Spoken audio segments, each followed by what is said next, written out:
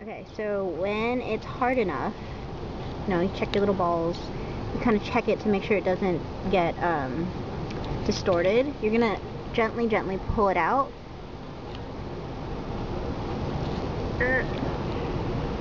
Gently pull it out. Don't lose it. And put it on your prep. And if it's still kind of soft, then you can put it into occlusion with the maxillary and get a little more occlusion. So you can take it out and then hold it into occlusion while it's still a little soft, so that way you don't have as much to work with, okay? And so since it's out of the matrix now, you just, again, on for 30 seconds, and then go ahead and take it off for a couple seconds, and then put it back on, okay, until it's fully set.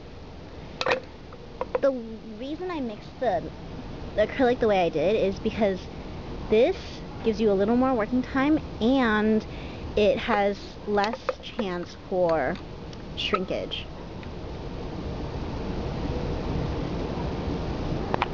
So here, so we can look at the margin, right?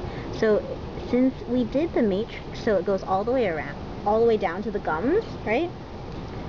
Since we did our matrix, and then our finish line is 1/2 millimeter up, whatever extra acrylic was like pushed out, so you have these nice clean margins. It's just right here. So you want to take your burr and take it down to here. Don't touch your contact area, okay? And just smooth this area out, make it look like a tooth, okay? So let's work on that right now. If it helps by holding a hemostat, then do it. That way, worst thing you want to do is to lose your provisional. So you can take a piece of gauze and wrap it around the head of the, what are they called? The head of the hemostat, or I don't have gauze with me, so I'm going to just use a piece of cotton. And that way, it doesn't like scratch up your provisional interim. So I have like the cotton, and that way it's not, the hemostat's not going to like leave any fingerprints. It's fingerprints. Any of its markings on it. So I'm just going to take it down just to where that finishing line is, okay?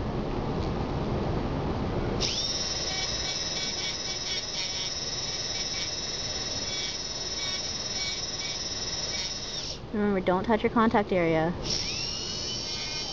And use like the entire length of the burr. Some people like use this, and it's gonna give you not a nice smooth area.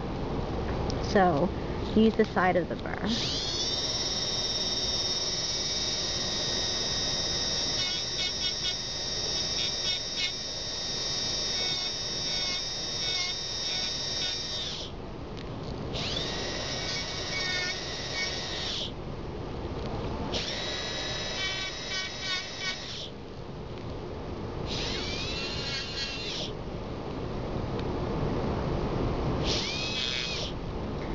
Once you get close enough, let's take this out. We're going to check, and you see that there's still a little extra right here. Right there.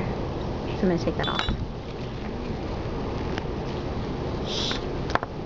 If you're going to use your fingers, make sure your gloves are like this, so that way you don't lose like your interim in your gloves, and it doesn't get caught and fly off.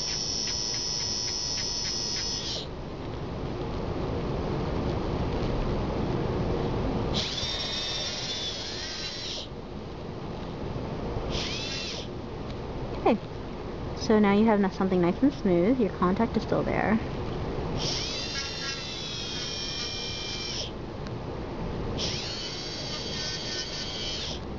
And you're going to put it back on your tooth, on your prep, and check the margins. So how I check the margins is I take an Explorer and I run it up and down the edges. So here you can see, there's a little catching, so you might want to take that off and just do a little bit of work there, right? And then like right here, I see like an open margin. So I'm going to have to kneel on. Okay? So in the mouth, you would use a mirror and an explorer and kind of go around and check your margins. Okay, so in that area, I'm going to take the brush, right? I'm going to dip it in some liquid and wet that area first. That'll help the powder stick, okay?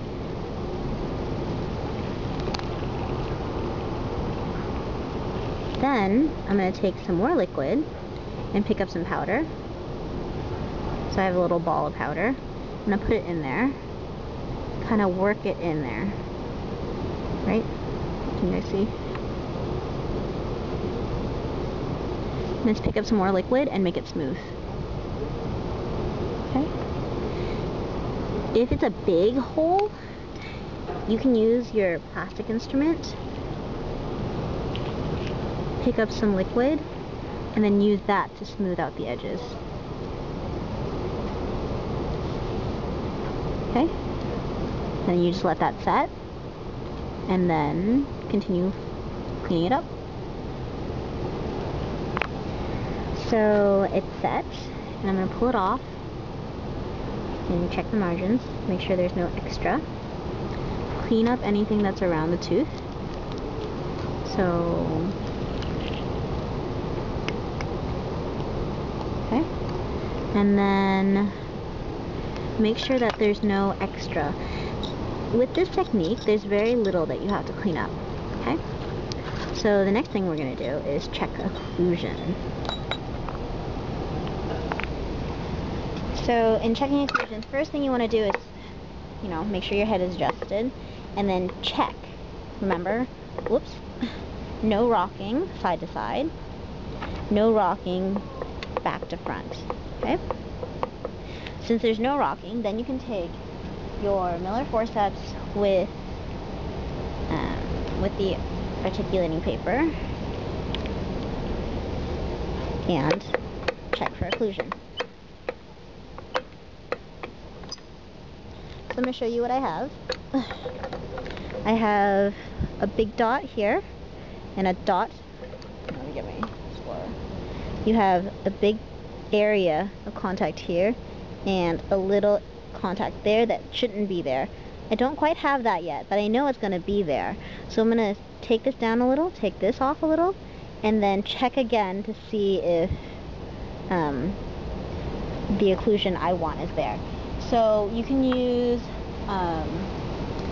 whatever you want. I use the bluestone burr. So I'm going to take this and adjust it. So I've been adjusting and checking. So now I have a point of occlusion here, and I still have a pretty big area around here. So I'm going to continue to take this down until I have what I want. So just hold it tight. If you want to use a hemostat, use a hemostat, and just gently take away any of the markings that shouldn't be there. So I'm going to put it back in and check again.